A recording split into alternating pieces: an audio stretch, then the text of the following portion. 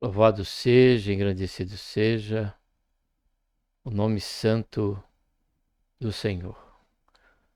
A Ele seja a honra, a Ele seja a glória e também o nosso louvor por tudo quanto Ele tem feito em nossas vidas. Quero saudar a todos com a paz do Senhor. Seja bem-vindo mais uma vez aqui ao nosso canal e a mais um quadro que, nessa oportunidade, estaremos aqui como de costume, dentro do quadro Estudando Juntos aí, né, com um novo layout aqui no nosso, eu esqueço o nome, no nosso overlay, né? Que é essa plataforma aqui atrás, né? Essa montagem, para a glória do nome do Senhor. E vamos estar aqui conhecendo o conteúdo, tá bom? De mais uma lição dominical. Dessa feita, estaremos aqui relembrando aí o tema central, né? Desse terceiro trimestre. A Igreja em Jerusalém, doutrina, comunhão e fé. A base para o crescimento da igreja em meio às perseguições. E, e o tema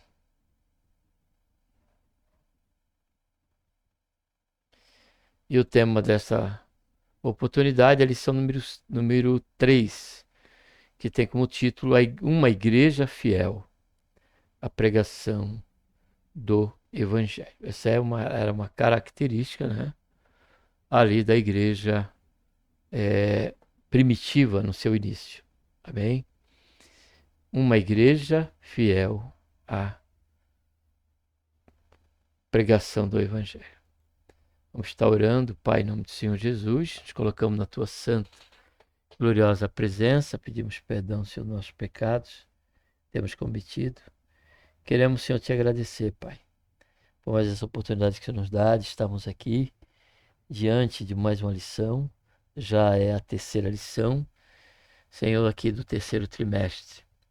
Que o Senhor venha nos abençoar durante todo esse período, com respeito ao conhecimento desse conteúdo, e que o Senhor encontre em nossos corações a liberdade para falar tudo como o Senhor queira falar, ainda que nosso alvo aqui principal seja somente o conteúdo. Faz isso, Senhor, em nossas vidas. Tudo seja conforme o teu querer, Pai, em nossas vidas. Nos ajuda, que te pedimos. Nós te agradecemos por tudo, Senhor, em nome do Senhor Jesus. Amém. A finalidade desse quadro, né, para relembrar aqui, é proporcionar para você que não tem a revista, para você que não pode estar na igreja, né, no domingo de manhã, na classe de aula, como também para você que costumeiramente está em sala de aula, ao meu exemplo, né, domingo sempre estou ali com os irmãos, e para você também, né, que não tem a revista, mas que já quer conhecer através desse canal, né, esse conteúdo, de repente no seu trajeto para o trabalho, você coloca aí o fone de ouvido, ou no momento que ele for oportuno, você quer conhecer esse conteúdo por aqui pelo canal. Eu agradeço essa escolha sua e que Deus abençoe a cada um de nós, porque o que nós desejamos é que o Senhor fale conosco, nos aperfeiçoando cada manhã, cada tarde, cada noite, cada dia, que nós possamos crescer sempre, continuamente, na graça e no conhecimento de nosso Senhor e Salvador Jesus Cristo. Então vou aqui abrir nosso PowerPoint, né? Uma igreja fiel à pregação do Evangelho. O texto áureo nos diz: E quando Pedro viu isto, disse ao povo: Varões israelitas, por que vos maravilhais disto? Ou por que olhais tanto para nós, como se por nossa própria virtude ou santidade fizéssemos andar este homem? É contundente, que Deus é tremendo, é maravilhoso, irmãos, porque esse texto áureo para nós, irmão, desta lição, com esse tema, ele é contundente, irmão. Porque a igreja primitiva, ela objetivava em união e unidade a pregação do evangelho, que colocava sempre, tendo como centro esse evangelho, a pessoa bendita de nosso Senhor e Salvador Jesus Cristo. Ele jamais, nós vemos na igreja primitiva, através do apóstolo Paulo, através do apóstolo Pedro, através de Judas na sua carta, e Tiago e tantos outros, algo que eles viessem a falar deles mesmos, a não ser com a exceção de Paulo, isso, né, dentro do seu sentido e ainda dentro do seu texto contexto, jamais no sentido de jactância. Porque o evangelho é falar de Jesus. O evangelho é expor a salvação através da pessoa e da obra de nosso Senhor e Salvador Jesus Cristo. Ainda que, por misericórdia de Deus, sejamos um instrumento reconhecido entre nossa comunidade, onde ali atuamos dentro do reino de Deus e como igreja do Senhor Jesus. Porque esse episódio aqui de Atos 3 fala, né, do episódio daquele aleijado, aquele coxo que era colocado à porta do templo por 40 anos. E Pedro e João iam no momento da oração e ele pediu uma esmola para eles. E Pedro, ele disse lá fora: olhai para nós. Aí quando ele olhou para eles, ele disse: não temos ouro, nem prata, nem ouro, mas o que temos, isso nós te damos. Levanta-te em nome do Senhor Jesus. Então o que Pedro disse para aquele coxo que ele tinha era Cristo. Pedro não diz: olha, eu tenho poder, olha para nós que nós temos poder, somos usados por Deus. O Senhor, ele falou conosco que ia nos levar até os quatro cantos desse mundo. Não é isso que nós ouvimos? Mas foi isso que Pedro falou? Pedro tomando a palavra ainda que estava ele e João? Não. Ele falou: olhai para nós, e eles deram o que eles tinham, que era Cristo. Ele era a razão não só da pregação do evangelho, que tinha como a sua essência, como centro Cristo, como a sua essência, né, a salvação das nossas almas e uma consciência de fé e esperança da vida eterna, mas também pelo nome do Senhor Jesus. O Senhor Jesus deixou claro que cegos iriam ver, coxos iriam andar. Está em cumprimento do evangelho. Por isso que em Mateus diz lá, meu filho até leu na pregação, do plano de pregação, capítulo 11 de Mateus, versículo 4, que aquilo que eles viram e ouviram foram o que eles proclamaram. E o que eles viram o Senhor Jesus realizar, agora ele sabia que eles também, por intermédio dessa delegação e do poder derramado sobre a igreja, no dia de Pentecostes, ia dar a eles também a capacidade de também poder fazer os milagres e até mesmo nível de maravilha. Como foi esse coxo, ele não ficou coxo. Ele não ficou paralítico por conta de uma queda, de um acidente. Ele era de nascença, coxo de nascença.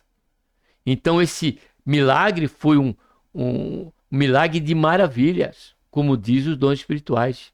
Dom de milagre e maravilhas. E a partir daí aquele coxo, ele saiu, foi embora. Não, diz a Bíblia que ele entrou para dentro ali daquele tempo da Porta Formosa, né, que ainda não tinha sido destruído, e saiu ali saltando e glorificando a Deus. E os que viram se admiraram, porque conheciam aquele coxo, que ele estava 40 anos, era colocado ali na porta daquele templo. E diz a Bíblia que eles começaram a querer chamar, endeusar e idolatrar a pessoa de Pedro e a pessoa de João. Você tem idolatrado a pessoa de alguém? De Pedro, de João, de Maria, de José, de Judas? Quem você tem idolatrado?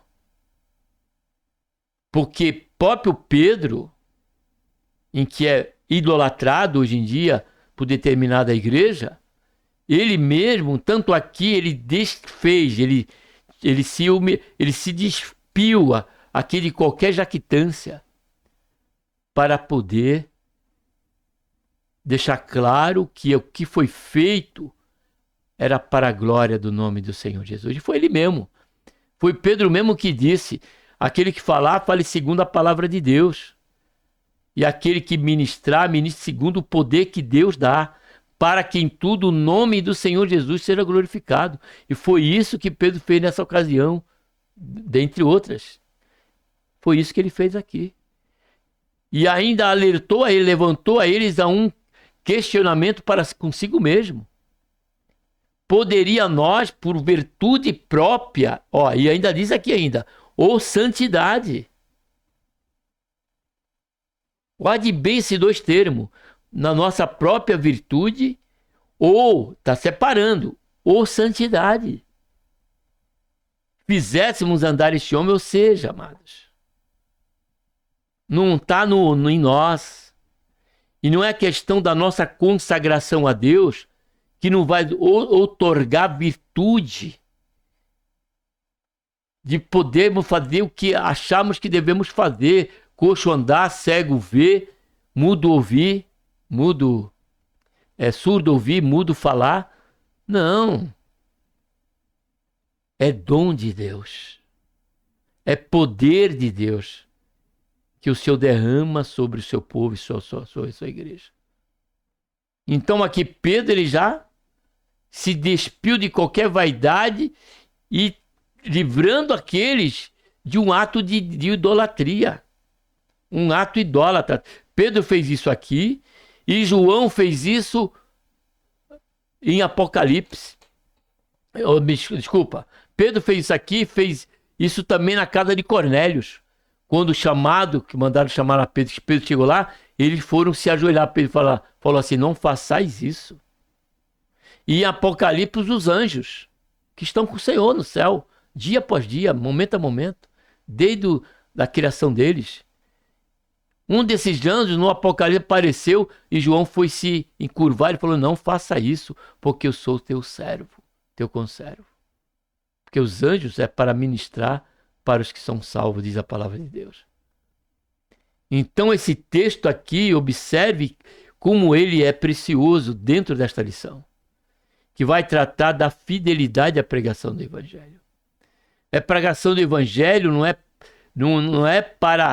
é uma plataforma para mim ser reconhecido como um pregador. Olha, ele prega muito, vamos chamar ele, vou ter agenda. Não, o Evangelho não foi feito para isso. O Evangelho é para manifestar a glória de Deus, a sua misericórdia, o seu amor e o seu propósito único e universal, que é que todos os homens cheguem ao conhecimento da verdade para serem salvos. E agora a verdade prática, ela diz assim: a verdadeira pregação bíblica consiste em dar testemunho de Cristo, olha só, no poder do Espírito Santo. Aqui está a hipnose, né? O resumo. É isso aqui. Ser fiel à pregação do Evangelho é testemunhar de Cristo e do poder do Espírito Santo. E apegando-se a ele, a Pedro, leitura bíblica em classe, Atos 3, versículo 11 a 19. E apegando-se ele a Pedro e a João, todo o povo correu atônito para junto deles, no alpendre chamado de Salomão. E quando Pedro viu isto, disse ao povo: varões israelitas, por que vos maravilhais disto? Ou por que olhais tanto para nós, como se por nossa, olha só, própria virtude ou santidade fizéssemos andar este homem? o Deus de Abraão e de Isaque, de Jacó, o Deus de nossos pais, glorificou a seu filho Jesus, a quem vós entregaste perante a face de Pilato negaste, tendo ele determinado que fosse solto.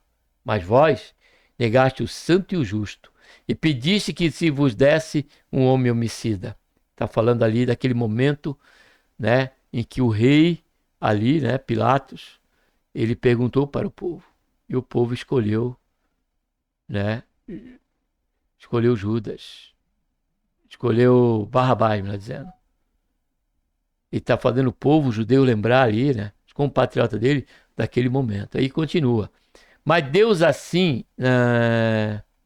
e pela fé, vamos voltar 14, né, depois pula para o 16. Não sei porquê, né? 14. Mas vós negaste o santo, o justo, e pediste que fosse desse um homem homicida. E pela fé no seu nome, fortalecer a este homem. Vamos ler lá na Bíblia, que aí a gente pega ele do 11 a 16. Atos.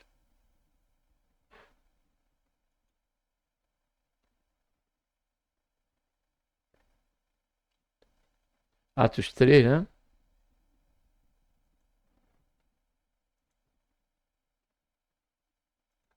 (11 a 16), lemos até o 14. Aí ele diz: e mataste o autor da vida, a quem Deus ressuscitou dentre os mortos, do que nós somos testemunha. E pela fé em seu nome, no nome de Jesus, fez o seu nome fortalecer este homem, que vedes e conheceis aí, como foi bem dito, foi considerado. Sim, a fé que vem por ele, deu a este, na presença de todos vós, esta perfeita saúde. E agora, irmão, eu sei que o fizeste por ignorância, como também as vossas autoridades. Quem sabe você, meu amado e querido ouvinte da palavra de Deus, até hoje você tem feito o que esses homens buscaram fazer. Eles buscaram idolatrar a Pedro e João por conta daquele feito. Mas já comentamos sobre isso. Mas Pedro disse que eles fizeram por ignorância. Quem sabe você hoje, ainda com a Bíblia em suas mãos, por conta da tradição dos seus próprios pais, você e pela ignorância, você tem hoje, até hoje, agido como idólatra, orando e se ajoelhando diante de uma imagem. Então esse é o momento para você refletir sobre tudo isso. E você reconhecer que todos nós somos apenas instrumentos de Deus.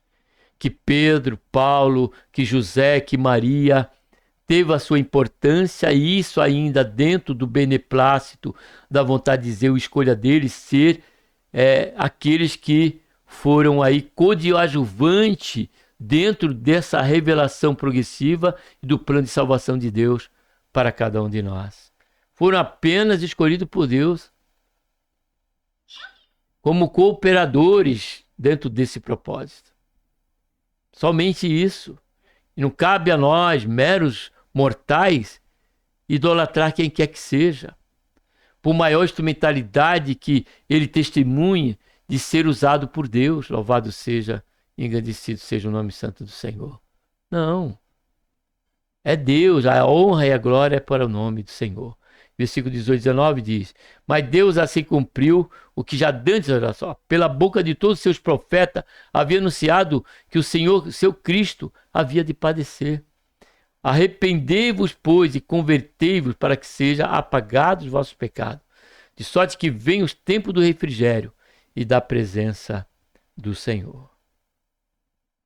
Deixa eu só ver aqui.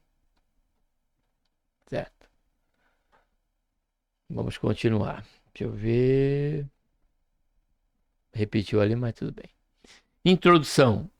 Esta lição mostrará uma das marcas de uma igreja bíblica: seu compromisso com a pregação da palavra de Deus. Uma igreja verdadeira valoriza a mensagem das Escrituras e coloca Jesus Cristo no centro de tudo o que ensina. Aqui precisamos parar para esclarecer algo que nós precisamos manter esse equilíbrio. E o que é? Nós precisamos ter como compromisso a palavra de Deus, a pregação da palavra de Deus, e a palavra de Deus como a nossa carta magna. Porém, é claro que os demais livros que nós possamos ler, que traz consigo um comentário, que traz consigo estudos sobre determinadas temáticas, à luz das Escrituras, ele tem o seu valor quando dentro desse campo de fidelidade. Quando se há fidelidade na exegese do texto, na exegese da interpretação bíblica, na hermenêutica do texto, no tratar daquela temática, apresentando versículos, seguido de versículos, em fidelidade àquele alvo e àquele ensino em que a Bíblia nos traz, que não são poucos, são muitos, para a glória de Deus. Então aqui é importante nós reconhecermos isso. Não desvalorizar, mas tomar a palavra de Deus como uma lente a passar pelo crivo das Escrituras. Tudo quanto não tiver crivo, não falar conforme a Escritura, nós precisamos tomar cuidado. Vigiar, principalmente nesses últimos tempos, né? Com a teologia liberal, que tantos outros enganos que sabemos que está acontecendo em meio às igrejas, né? Locais e ministérios. Então, fica bem esse comentário aqui, né? Eu entendo assim, para termos equilíbrio. Não desvalorizar os recursos que o Senhor nos colocou em nossas mãos. Na fé de que Deus, esses que escreve, esses que nos traz comentários esclarecedores, são servos do Senhor, que o Senhor deu o dom de interpretação, ou o dom de mestre, de pastores e mestres, dom de mestre, de poder ali ter aquela facilidade pela revelação de Deus, e esse dom que Deus dá, de nos esclarecer cada vez mais aquilo que precisamos conhecer da palavra de Deus. Vamos prosseguir. Além disso, uma igreja bíblica prega no poder do Espírito Santo. Não transmite apenas palavras vazias. Aqui eu preciso parar nessa vírgula. Então vou ler de novo. Você já viu aí, né? Olha, além disso, uma igreja bíblica prega no poder do Espírito Santo. Isso aqui tem que ser. Todo conhecimento nosso, nós precisamos, né, mergulhar esse conhecimento que o Senhor venha nos conceder a tê-lo ou adquiri-lo, devemos mergulhá-lo no mar da sua graça. Em oração, regá-lo sobre a oração, para que, a partir daí, esse conhecimento e pelo poder do Espírito Santo, ele venha ser algo eficaz com respeito ao nosso ministério. Mas o que eu quero chamar a atenção aqui é: não transmite apenas palavras vazias. Essa é a essência. Esse seria o principal. E tem que ser assim, pelo poder do Espírito Santo. Porém, se eu pregar, se eu trouxer para a igreja uma saudação, ou quem sabe uma mensagem, né, tendo essa oportunidade, e eu simplesmente falar da palavra de Deus, como ela é dentro da sua revelação literal, dando sustento, base por aquilo que eu estou querendo passar e dividir com os irmãos, não se trata de palavra vazia. Aqui o termo apenas palavra vazia fala de nós somarmos as escrituras a especulações nossa. Todo crivo nosso, todo comentário particularmente nosso, ainda assim ele tem que estar sobre, né, os anais das Escrituras, sobre a fidelidade do que a palavra de Deus diz. Mas a mensagem viva e transformadora, que vem da inspiração do Espírito Santo de Deus. Por fim, uma igreja bíblica traz esperança para aqueles que já não enxergam saída. Ela anuncia que há um futuro de refrigério e renovação na presença do Senhor. Aí acabou escapando isso aqui, Bíblia de estudo, aqui, mas não tem nada a ver com a lição, tá? Vamos prosseguir com o conteúdo. Primeiro ponto, a igreja que prega as escrituras. As igrejas revelam Deus. Primeiro subponto. A igreja deve pregar a escritura, pois elas revelam Deus. A segunda pregação de Pedro, registrada em Atos 3, de 11 a 26, é um grande exemplo disso. A mensagem do apóstolo é completamente baseada na escritura e coloca Deus no centro, como foi dito. Pedro usa trechos da escritura para fundamentar sua pregação, olha só. Citando Deuteronômio 18, 15, 19, versículo 23, que fala disso, e Gênesis 22, 18, quando ele fala no versículo 25. Há também uma conexão com o Salmo 22, de 1 a 31, quando ele fala do versículo 18, e a Daniel 9, 26, quando ele fala no versículo 18 ainda. Além disso, Pedro mostra que Deus sempre esteve presente e agindo na história do seu povo. Da mesma forma que os autores da Bíblia falavam sobre a revelação de Deus ao longo dos tempos. Segundo subponto, as escrituras testemunham de Jesus. Elas revelam a Deus e elas falam daquele que ele enviou, seu Filho, Jesus Cristo, nosso Senhor. Por isso que o Senhor Jesus, no capítulo 17, orando ao Pai, disse que a vida eterna era esta, né? Que eles crescem nele, em Deus, e naquele que ele tinha enviado, que era ele mesmo, o Senhor Jesus. As escrituras apontam para Cristo. Jesus disse que a escritura dava um testemunho dele. João 5,39 diz, quando Jesus se expressou da seguinte maneira: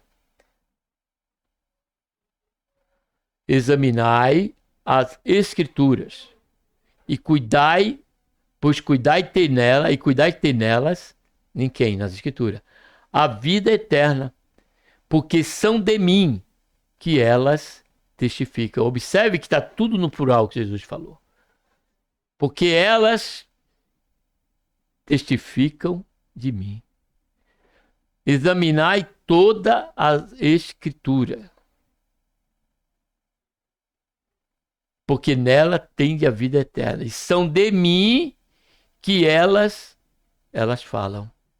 Ou seja, de Gênesis a Apocalipse, a espinha dorsal é Cristo. A linha tênue é Cristo. Cristo é o centro da Bíblia. Cristo é o centro da Bíblia. Ela era também a compreensão do apóstolo Pedro. Segundo suas palavras, os profetas anunciaram antecipadamente o sofrimento de Cristo. A pregação de Pedro invocou o testemunho da Escritura para mostrar que a rejeição de Jesus, sua morte, não foram por acaso. Já havia sido predita pelos antigos profetas. Terceiro subponto, as Escrituras confrontam o pecado. Revelam Deus, falam de Jesus e confrontam o pecado. A verdadeira pregação também mostra o problema do pecado e o confronta. Aqui temos que parar, né? Porque o que nós vemos mais hoje, na sua proporção maior, é a pregação da palavra de Deus com o intuito de se massagear o ego, mano. Se colocar o homem como centro. Se colocar o homem como a última bolacha do pacote. Se colocar o homem como a última Coca-Cola. Não, o evangelho não é isso. Pregar o evangelho é falar do pecado. E não só para que aqueles que precisam do arrependimento venham ser tocados pelo Senhor, que é o Senhor que faz isso, dando esse start e a pessoa vem se arrepender. Não só. Também é pregar para a própria igreja. Dentro dessa oportunidade, dessa gravação, no final de semana, na congregação, o irmão falou sobre Apocalipse 18. E ele confrontou a igreja para tomar cuidado com o pecado. E ele comparou o pecado a uma erva daninha, trazendo uma comparação ali maravilhosa, esclarecedora, porém, entendemos todos que estávamos ali, que ele estava sendo usado por Deus e que precisaríamos, como todos precisamos dar, a devida importância à pregação.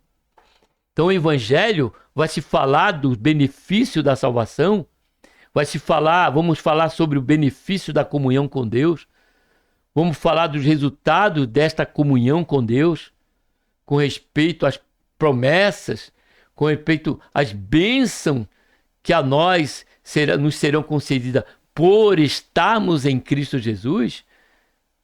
Devemos também pregar, com certeza, mas jamais deixar de pregar o pecado, falar do pecado, confrontar o pecado.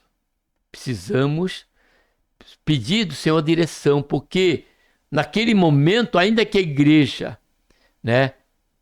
pudesse ouvir de mim, de você, uma pregação bíblica que tratando dos benefícios da nossa comunhão com Deus, pela fé em Cristo Jesus, porém, se tiver um pecador ali no meio, tiver alguém que tenha essa necessidade de salvação, maior é esse propósito, porque a igreja já está em Cristo, mas aquele precisa ser confrontado. Porque pregar o evangelho, cujo seu alvo é massagear o ego humano, até mesmo daqueles que não são crentes, e depois, pela famigerado ritual do apelo, se fazer eles sobre os moldes de uma vantagem a vir para Cristo. Observe a deturpação, amados, que se é feita pela pregação do evangelho nos dias de hoje. Onde as pessoas, ao vir e fazer membro daquela igreja local, ela vem por conta de um convite sedimentado pela ovacionação ao ego, por uma expectativa de bênção, por uma expectativa de águas brandas. Quando, na verdade, todo aquele que vem ao Senhor Jesus, a proposta do Evangelho é a cruz. A proposta do Evangelho é sofrer por Cristo, assim como Ele não só sofreu por nós, mas também deu a sua própria vida por cada um de nós. Então, que eu e você que estamos aqui, que nós venhamos considerar, que nós venhamos pedir graça para o Senhor. Por isso que tem que ser no poder do Espírito Santo, que lemos quase agora atrás aqui. Tem que ser bíblica e no poder do Espírito Santo. Porque só assim, o Espírito Santo ele traz essa intrepidez. Porque vai haver momento que a você confrontar o pecador, você poderá ser um alvo de um maltratamento, de uma agressão, de um apedrejamento. Já aconteceu isso. Como hoje temos irmãos, sob prisões por conta de pregar o evangelho na sua essência, na sua verdade. Cultos como de quarta, cultos como de domingo, culto público, tem que se pregar o evangelho de confronto. Apresentar o confronto do pecado, mas simultaneamente, porque o evangelho também é isso, apresentar a graça. Como diz Paulo, escrevendo a Romanos, capítulo 6, versículo 23, quando ele diz, o salário do pecado é a morte. Paulo ali já está trazendo uma palavra de confronto sobre o pecado. O salário do pecado é a morte, mas o dom gratuito de Deus é a vida eterna por intermédio, olha só, da fé em Cristo Jesus, ou pelo intermédio de Cristo Jesus. Louvado seja, engrandecido seja no nome santo do Senhor. Então é isso. No texto citado, Pedro usa o termo grego metanoia, traduzido aqui como arrependei-vos. Observe que a pregação de Pedro, ele trouxe primeiro Cristo para o centro. Primeiramente ele fez isso, falando da sua crucificação, falando que aquilo já estava pré-determinado a acontecer pelos profetas, ditos pelo profeta, era profético, tudo aquilo, porém também isso não tirava a culpa do que eles fizeram, da necessidade do arrependimento pelo que eles fizeram, e confrontou ele diante daquilo, né? Que eles tinham matado aquele que haveria de vir, como nós lemos na leitura bíblica, o Santo de Deus. Essa palavra, além do já conhecido sentido de arrependimento, significa também mudança de mente, mudança interior, especialmente no que diz respeito à aceitação da vontade de Deus. A pregação bíblica deve confrontar o pecado e exigir uma mudança radical dos seus ouvintes. Aqui, eu creio que essa mudança radical, né, que nós sabemos que a salvação ela tem aquele posicionamento, né, aquela justificação posicional, que é a partir da fé em Jesus nós nos tornamos justos diante de Deus, mas também tem aquela que se prossegue na nossa caminhada cristã, que é esse tratamento, essa limpeza que é dada a essa pessoa ao fazer parte do ministério, com respeito, né, a abandonar aquilo que antigamente ela praticava sobre a ignorância da Escritura e que agora, pelo conhecimento da Escritura, ela tem que ter uma transformação de mente, de coração, para viver a palavra de Deus. Foi isso que Paulo, escrevendo também aos Romanos, ele disse, capítulo 12.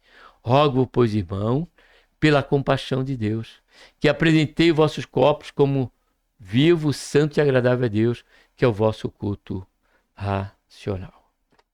Então, logo, essa questão da mudança, ela já faz parte também de uma vocação da igreja através do pastor daquela igreja. Segundo ponto, a igreja que prega no poder do Espírito. O Espírito capacita o mensageiro. Não podemos nos esquecer de que Pedro estava cheio do Espírito Santo quando pregou a mensagem registrada em Atos 3. Isso é evidente no uso do verbo grego atenizo, traduzido como fixar os olhos na passagem. E Pedro, com João, fitando os olhos nele, os estudiosos Strog explica que no Novo Testamento esse termo é usado para descrever momentos de revelação, reconhecimento ou atenção especial, geralmente ligados ao acontecimento divino e milagroso, como foi o caso que Pedro e João chamou a atenção daquele coxo, né? Segundo subponto, fixar os olhos. Essa mesma expressão também é usada para descrever o apóstolo Paulo, cheio do Espírito Santo, quando olhou fixamente para um homem paralítico na cidade de Listra e o curou. Da mesma forma, aparece em Atos 13:9, quando Paulo, cheio do Espírito Santo, fixou os olhos no falso profeta Elimas para repreendê-lo. Retomando o episódio de Pedro, isso nos mostra que ele não apenas estava capacitado para curar, mas também estava ungido para pregar. O Espírito Santo é quem inspira e dá poder à pregação da palavra. Portanto, pregar não é apenas fazer um discurso. Pregar é anunciar a mensagem de Deus com a autoridade e a unção do Espírito Santo. Terceiro ponto, aqui cabe só um ponto, só um detalhinho. Vou repetir. O Espírito Santo é quem inspira e dá poder à pregação da palavra. Portanto, pregar não é apenas fazer um discurso. Pregar é anunciar a mensagem de Deus com a autoridade e unção do Espírito Santo. Isso aqui não está dizendo com respeito a ter que falar em línguas enquanto está pregando, a não ser que tenha interpretação. Aí sim. Mas se não, pregar no poder do Espírito Santo, pegar na direção e na autoridade, na unção do Espírito Santo, é pregar sobre a direção do Espírito Santo, daquilo que vai lhe falar. Por isso que o Senhor Jesus falou para o discípulo, mesmo que ele fosse preso, ele não se preocupasse com o que deveria falar, porque o Espírito Santo iria, né, fazer com que eles entendessem o que eles deveriam realmente falar naquele momento difícil. E do calor da perseguição, né? Terceiro subponto, o Espírito glorificará a Jesus. Jesus disse que o Espírito Santo o glorificaria. O Espírito nunca chama a atenção para si mesmo, mas sempre aponta para Cristo. Isso é exatamente o que vemos na cura do paralítico na Porta Formosa, em Atos 3. Aqui eu preciso parar, né?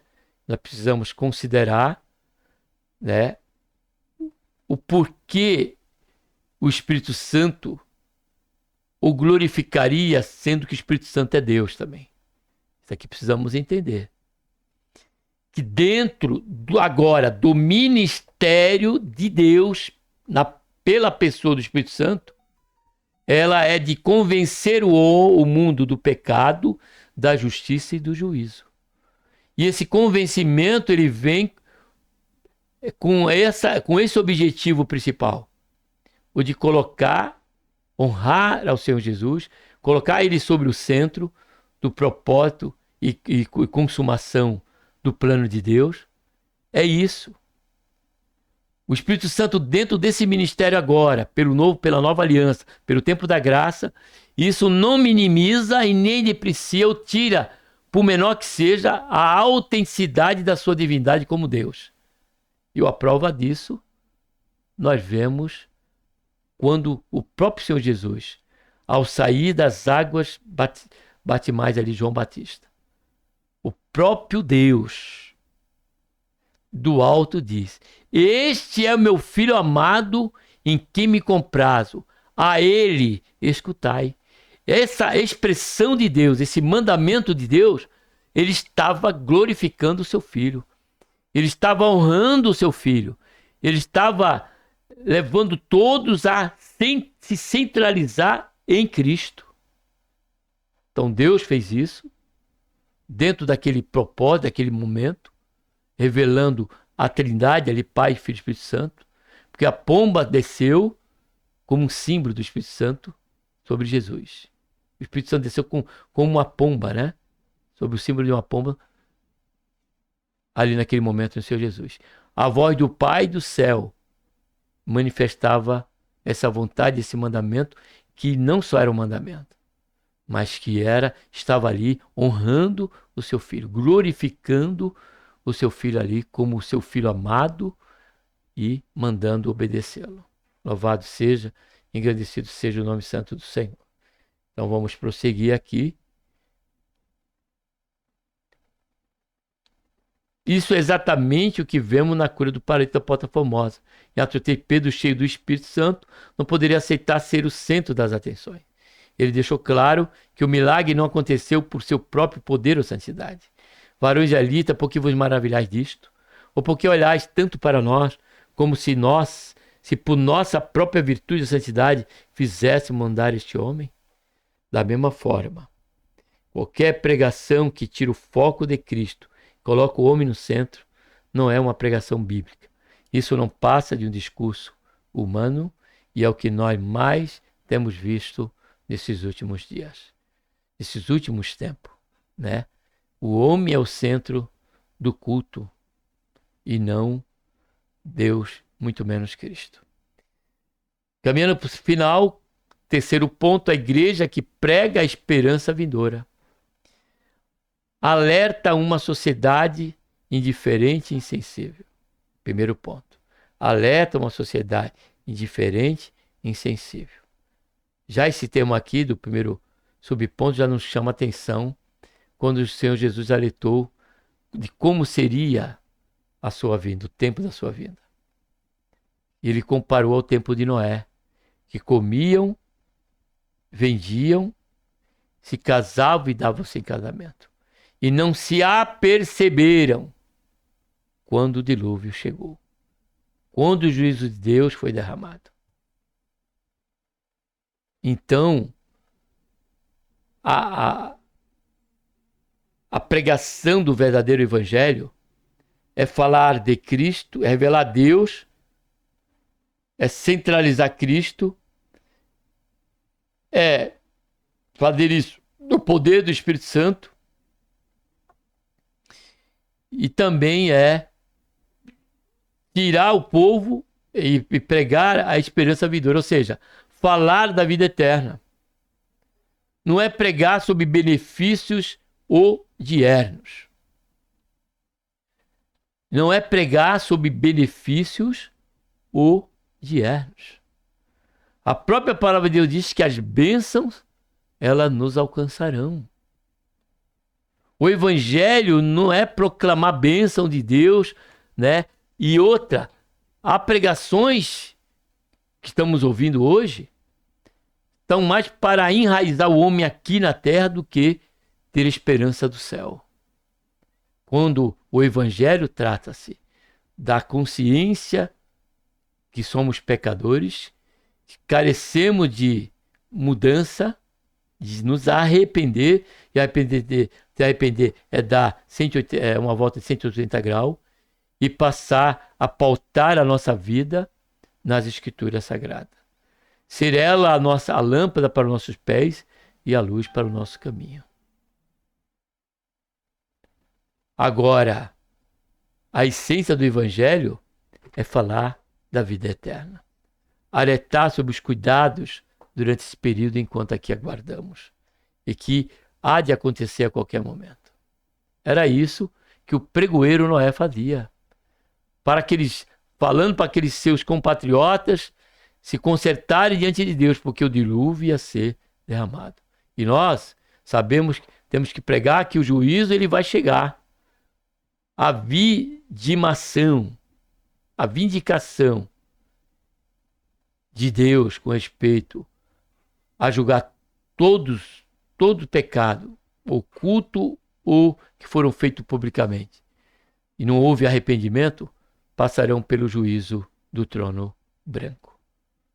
Porém, a palavra de Deus é justamente essa. O evangelho é justamente esse. É nos fazer entender por fé essa realidade e nos prevenir pelo privilégio que o Senhor está nos dando. Diante de chegar esse momento, Ele não deseja que sejamos réu dentro daquele momento, mas que sejamos pessoas que venham estar salvas, libertas pelo precioso sangue do Senhor Jesus. Porque a garantia é que nenhuma condenação há para os que estão em Cristo Jesus e que não andam mais segundo a carne. O apóstolo Pedro já havia exortado seus ouvintes na sua primeira pregação a salvar-se daquela geração perversa. Agora ele reconhece que aquela era também uma geração ignorante. Era uma cultura indiferente e insensível para a realidade espiritual. Era, portanto, uma geração sem esperança. A insensibilidade às coisas espirituais é a marca daqueles que não conhecem a Deus. É a essas pessoas que a mensagem da cruz deve ser pregada. Porque a palavra de Deus ela é o bálsamo que cura esta enfermidade que é o pecado, que é essa cegueira e ignorância sobre o pecado e a vida que levamos, né, na prática dele.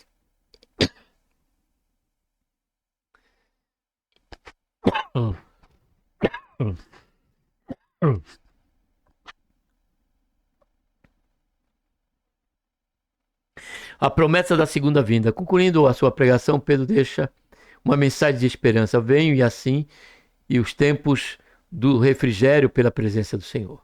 Por um lado, os ouvintes dos apóstolos já podiam experimentar a bênção prometida de Abraão, que fora trazida por Jesus, o Messias. Essa bênção, portanto, já era uma realidade. Por outro lado, essas palavras de Pedro olham para o futuro, apontando para o refrigério dos últimos dias que fora prometido a Israel. Trata-se da futura restauração de todas as coisas. A igreja, portanto, tem uma mensagem de esperança para aqueles que estão sem esperança. É uma realidade que, no tempo de Deus, se cumprirá. Concluindo, chegamos ao fim de mais uma lição. Nela vimos a grande importância que a pregação bíblica tem e como devemos ser fiéis na exposição do texto sagrado. Pedro, mesmo sendo um simples pescador, com uma gramática e conhecimento limitado, sabia expor com maestria a Escritura Sagrada. Assim como ele, devemos nos render totalmente ao Espírito Santo, sendo cheio dele para sermos exitosos no ministério da Palavra de Deus. Uma igreja bíblica é uma igreja que vive e sabe expor as Sagradas Escrituras. Que Deus, por intermédio de Cristo Jesus, nosso Senhor, nos abençoe e um abraço a todos, tá bom? Vamos estar agora orando.